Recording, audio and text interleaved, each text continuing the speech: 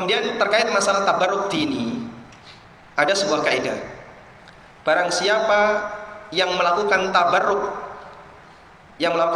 atas nama agama atau tabarruk dini, sementara tidak didukung dalil, maka dia melakukan perbuatan bid'ah. Kita ulangi. Barang siapa yang melakukan tabarruk dini, tabarruk atas nama agama, namun tidak didukung oleh dalil, berarti dia telah melakukan perbuatan bid'ah.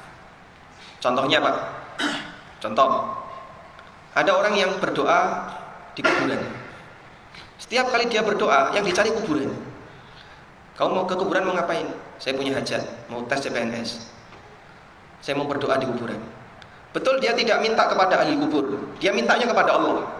Dan yang dipanggil Allah, Rabbana, Rabbana, Rabbi, Rabbi, ya Allah, berikanlah aku rizki, berikanlah aku kelancaran dalam berkarir dan seterusnya. Yang dia minta Allah. Tapi dia meyakini kalau doa ini saya baca di kuburan akan lebih cepat mustajabnya. Sehingga dia ngalap berkah agar doanya mustajab di tempat yang diyakini itu sebagai tempat mustajab padahal tidak ada dalil. Apa hukumnya? Dia telah melakukan perbuatan bid'ah. Baik. Berdoa di kuburan itu ada 4 macamnya. Yang pertama, mendoakan jenazah sebagai bentuk amalan yang kita lakukan ketika ziarah kubur. Bagian ini yang disyariatkan. Sebagaimana Nabi SAW mengajarkan kepada Aisyah radhiyallahu anha ketika ziarah kubur, bacalah assalamualaikum ya ahla diyari qaumin mu'minin wa inna insyaallah bikum lalahikun nas'alullaha lana wa lakumul afiyah. Maka ini mendoakan kebaikan untuk penghuni kubur.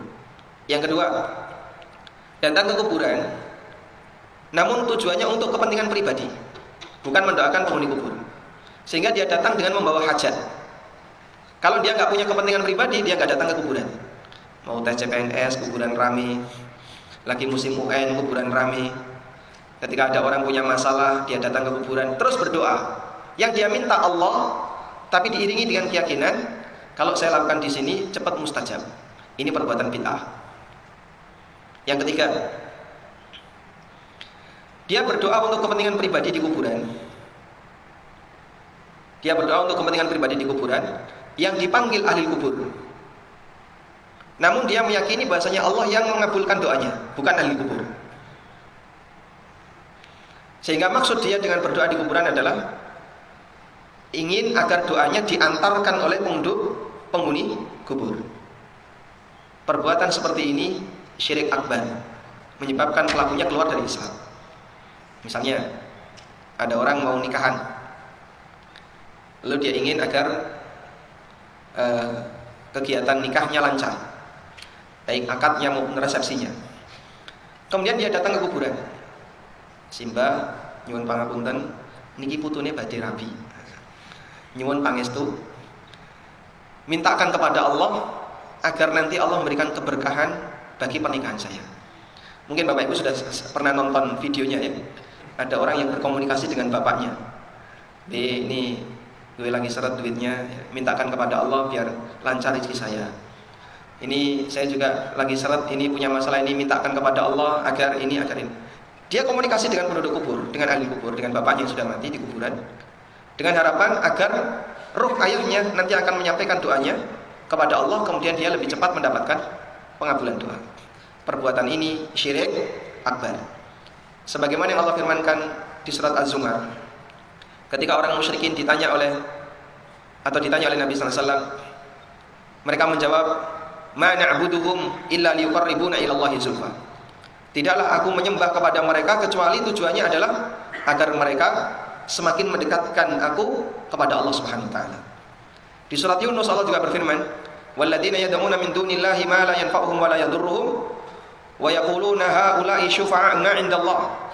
Orang-orang yang beribadah kepada selain Allah, padahal yang mereka sembah itu tidak bisa memberikan manfaat maupun madarat, mereka mengatakan haula'i syufa'a'una 'indallah.